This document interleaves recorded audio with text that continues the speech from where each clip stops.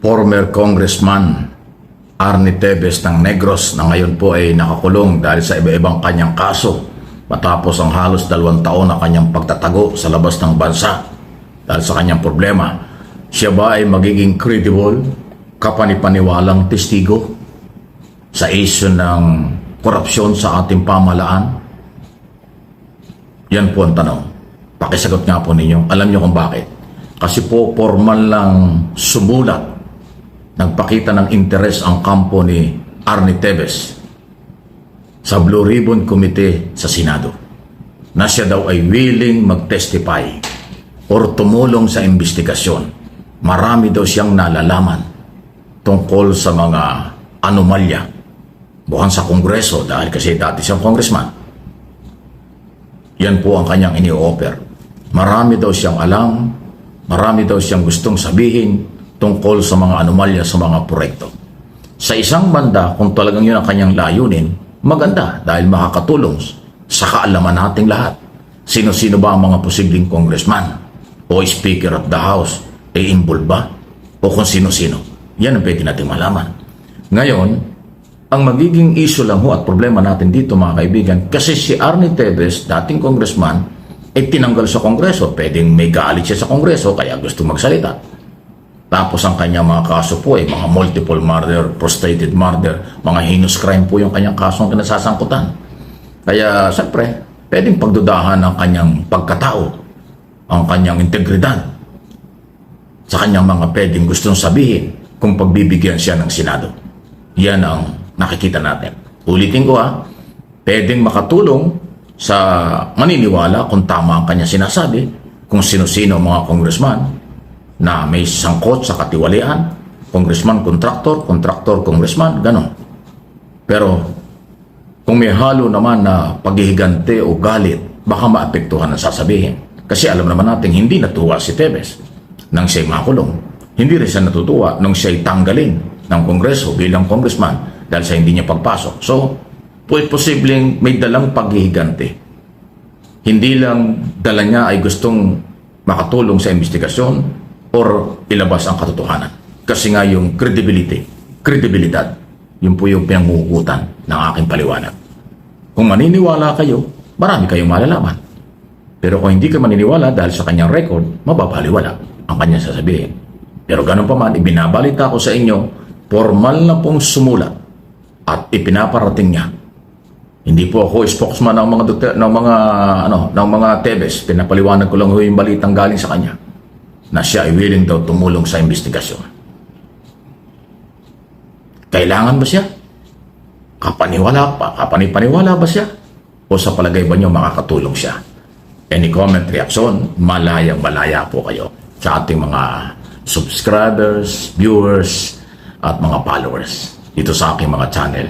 MA Pinoy TV, ito yon, at yung kabila, Mike Abe Opinions. Okay. Naku po, yan lang ang masasabi ko. Naku po. Kasi itong si Arnie Tevez, gustong mag-witness sa corruption daw po na nalalaman niya dyan sa mga kongresista. Naku, hindi pwede yung ganun. Naku, para sa akin, hindi po siya credible witness. Bakit? Maghihiganti lang yun Naalala nyo yan? Nung nasa Timor-Leste yan, kung ano-ano ang binibintang kay PBBM na walang katibayan.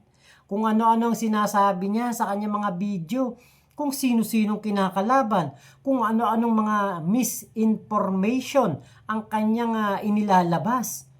Kada merong gagawin ng ating Pangulo, meron siyang banat. Sa SONA nga ng Pangulo, di ba? O noong 2024, meron pang mga binabanat yan. Kaya naku, wag na lang. Hayaan nyo na lang si Tevez na nasa kulungan. Wag nyo nang hayaan niya na maging,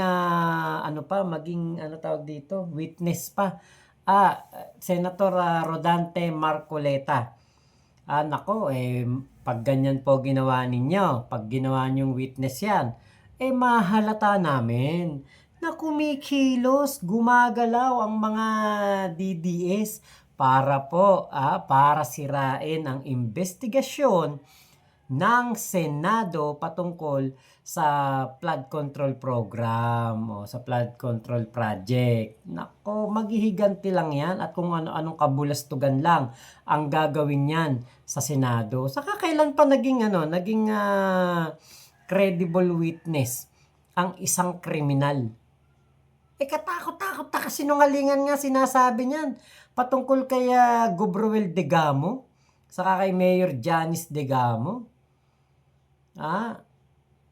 Biruin mo yung tauhan yan. Nahuli dun sa kanyang mismong ari-arian, sasabihin niya, hindi niya kilala, hindi niya tauhan yan.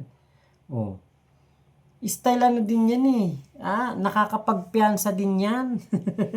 Nagpapiyansa din yan ng kanyang mga tauhan. Kaya, nako, napakadelikado po niyan. Alam niyo pag pag ginawa po yan ng Senado, mapapansin natin, mahalata na itong flood control program na ito, na investigasyon, ay ililihis po nila. Lilinisin nila ang pangalan ni Digong dyan. Maniwala kayo sa akin. Lilinisin ang pangalan ni Mark Villar. Lilinisin ang pangalan dyan ng mga sangkot sa flood control project na guni-guni, multo, ghost. Yan po gagawin yan. Kaya, kung ako sa Blue Ribbon Committee, lalo na dito kila Rodante Marcoleta, kila Panfilo Lacson, na nakikita natin na nandiyan, Tito Soto, Jinggoy, wag niyo na pong payagan yan. Wag po kayong pumayag na magamit ang Senado sa bilang parang playground ni Tebes, bilang kanyang magiging platform para magmagaling, magmalinis, at makapaghigante sa ginawa sa kanya ng House of Representatives na tama lamang. Ang unang-una po nababanatan ni Tebe, sigurado ako, si House Speaker Martin Romualdez. Bakit? Kasi ginawa lang ni Speaker Martin kung ano yung tama. Hindi pumapasok. Hindi nagpapakita sa mga session. Natural, sisibakin. Di ba? Hindi siya nagtatrabaho eh. Alangan namang hayaan ka pa na maging congressman ng distrito mo. Diyan sa Negros Oriental, wala kang ginagawa. Di ba? Kaya hindi po talaga po pwede yung ganyan. Kasi mahaluan na ng politika ang flood control program. Sa halip na maganda ang tinatakbo, may mga nadidiskubre na maayos, di ba?